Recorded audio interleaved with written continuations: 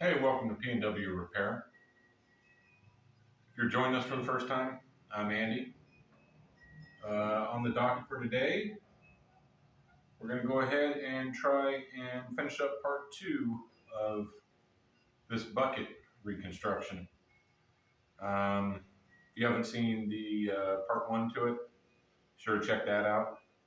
Basically, we managed to cut the old frog out. It had 3 shanks still welded to it, 2 of them broken off, missing completely. Frog was all chewed up. So we cut that old frog out, welded in a new one out of some scrap plate I had. Began to have problems with the Lincoln Link Welder 225 about that time. So this project got put on the back burner, but we got the welder all fixed and we're back on this. So I went ahead and finished welding out the frog. I got our shanks positioned and actually got them welded up on the bottom of the shank already. So we just have to weld up the top of them and pin our new teeth on and maybe even spray a little bit of paint. I may end up doing a little hard facing on that frog in the future, just being that it's mild steel plate. And then that's pretty much going to finish this bucket out. We'll be able to swap it onto the hoe and go test it out. So stick with me and we'll see what we can accomplish. So we have probably a good 1/4 inch root to fill on the top of these shanks. So rather than burn 15 pounds of rod into that to fill it, we're gonna do the lazy thing and fill her up with some solid core wire and give us a base to run some rod into. That way we're not putting excessive heat to it. We're not going to have to wait, run so many rods into it and then wait an hour for it to cool down. Like this way we can get a bead in there, get a foundation to start running rod into. And it'll stay cooler to start because we're only using a 110 wire feed. So yeah, this is not for penetration in this. This is simply just to get us a base to run that rod into. Don't be confused.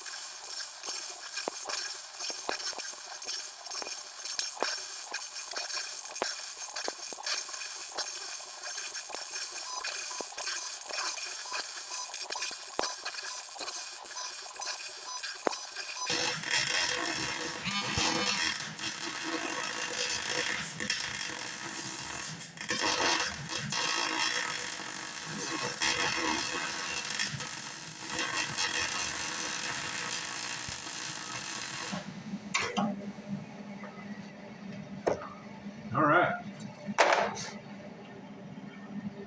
Yeah, running a MIG into rusty metal typically don't work great either, but so that did get us to our end goal there. We did fill that root. So from that, after I run that other side and get a bunch of metal in there, I'll go ahead and fire up the Lincoln, and then we'll burn probably a minimum of 3 to 5 passes over this. Just overlapping, half overlap on each stringer. And I guarantee you, I will never break one of these shanks off with that hoe.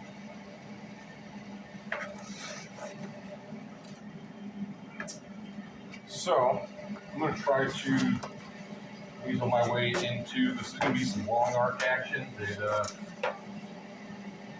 it's going to pop and not run worth a shit, I'm sure, but we're going to do the best we can here.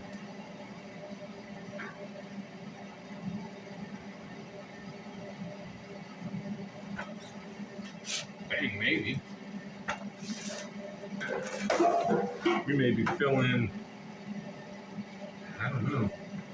Let's find out.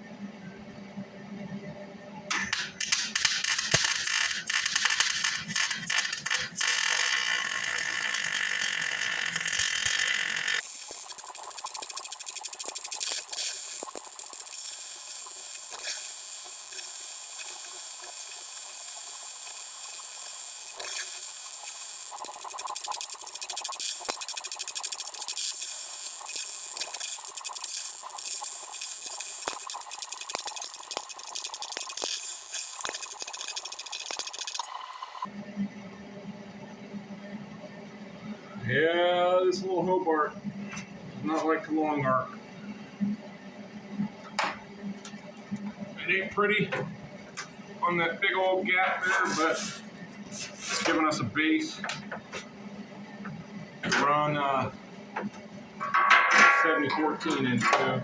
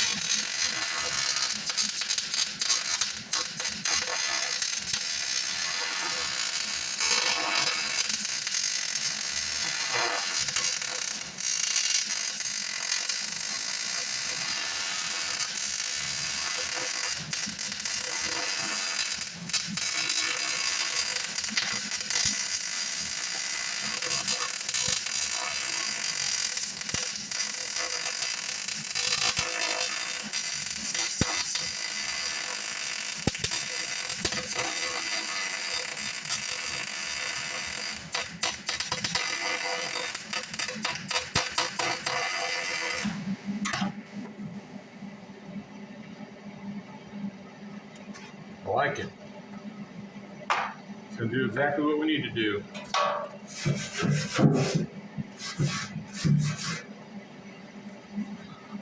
So, we'll let the MIG take a break. We'll go ahead and fire up the Lincoln and finish that shank out.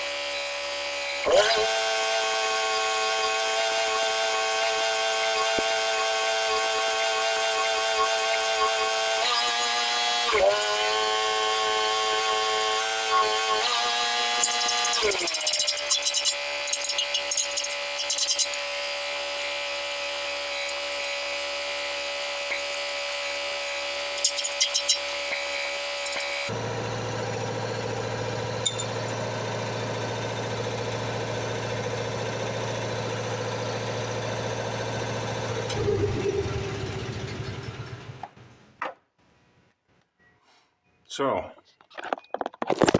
whoa, let me drop you real quick. There you have it. First shank burned in.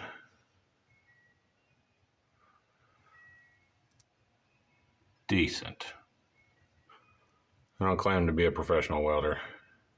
Simply a mechanic with a welder getting shit done. So there's the first one done. One down, 4 to go. I'll get back with you. I figured it's probably not a horrible idea to go ahead and put my name on this bucket. A lot harder to steal something when it's got someone's name on it. So, or less likely, I should say. I'm going to go ahead and actually try and TIG weld this on there. I'm newer at TIG welding, so trying to get practice here and there where I see it fit. And yeah, this might not be ideal. I got the metal as clean as I possibly could, but being that it's old steel and has little scratches and everything, it's not perfect, but neither is my TIG welding. So we'll just do the best we can. I wire wheeled it. I hit it with a flap disc and then saw there's all these little pits and stuff. So then I wire wheeled that and then acetone that off, and we're just going to give it a go and see what happens.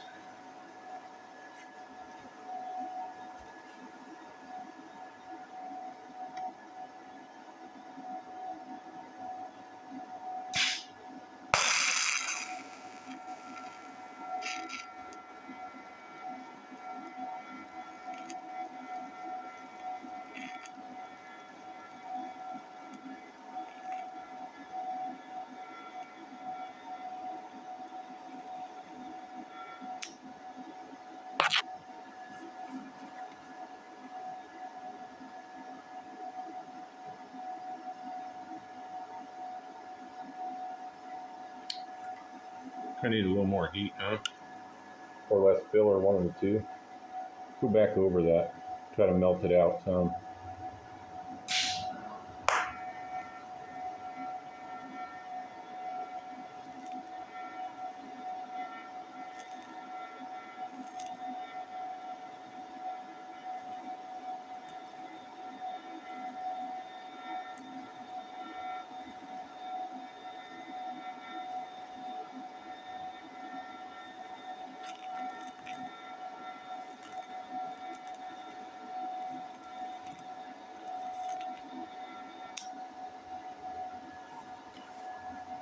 Yeah, I don't think I need the filler that I'm using.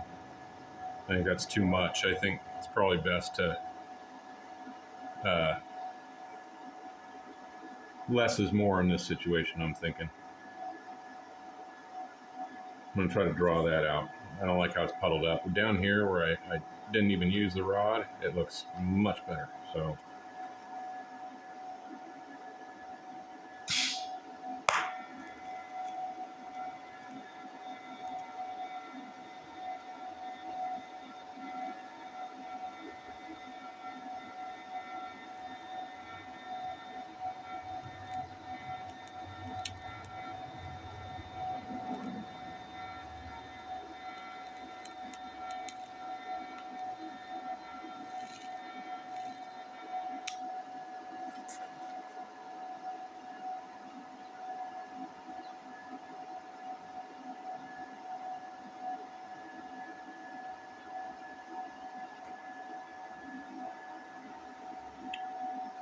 okay.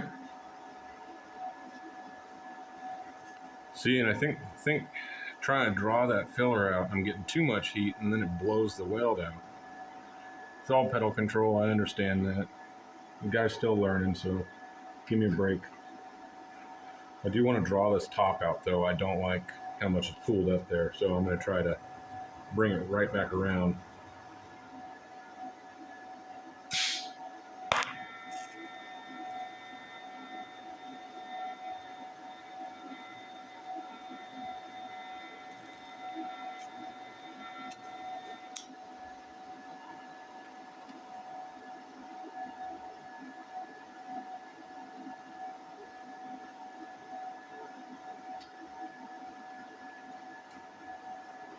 That's looking a little better. Okay. Move on to this end, huh?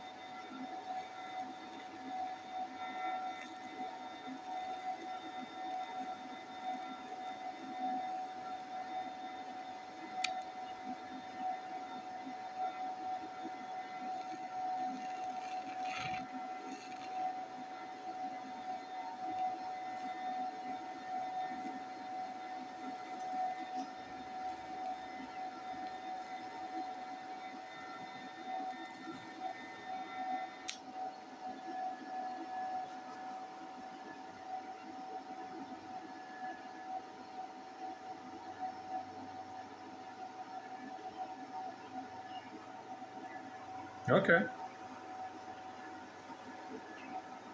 I'm going to go ahead and wire wheel those two letters and let it cool down for a second. See how we're looking. Switch my hood to grind mode right quick.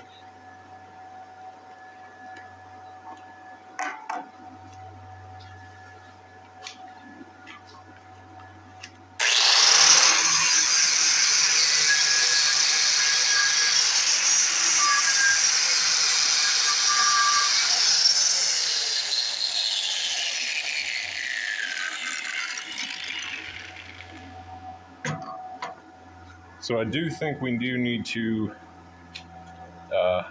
add some filler into this. I don't think it's gonna turn out great just doing it. The term's slipping my mind where you're not using filler. There's a term for it. I don't know it. Google it. But I do think we need to use some more filler.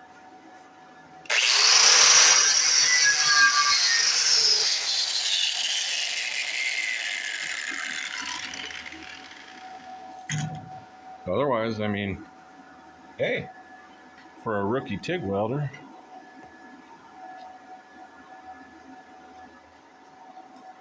we're not looking horrible, right? Guy just does the best he can. That's all a guy can do. So switch this hood back to weld so I don't go blind.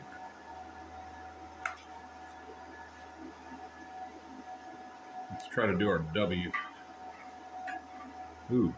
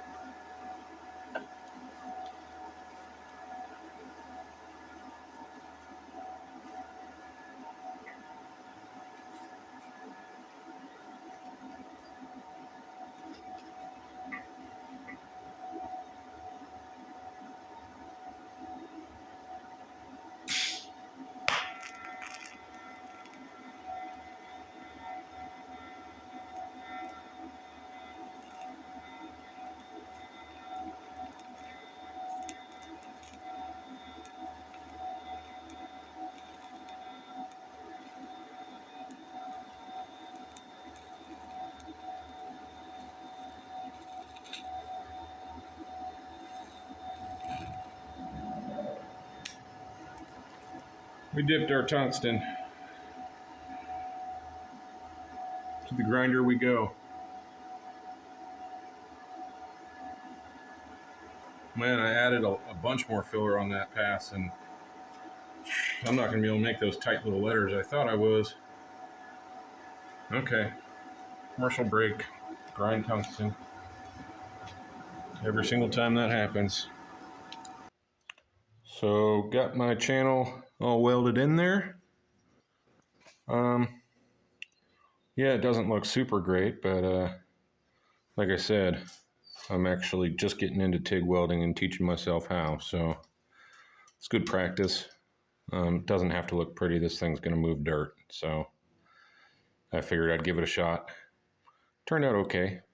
I mean, it does say P&W repair, so that's something. Yeah, good practice. So after what turned out to be a ridiculous amount of time into repairing this bucket, we have finally reached completion.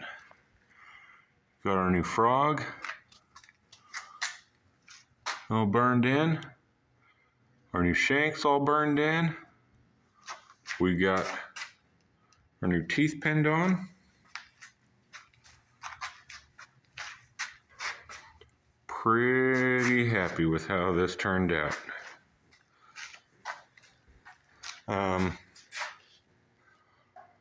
TIG welded channel into the bucket, best of my ability. Not great, but hey, practice, you know. And then added a chain hook.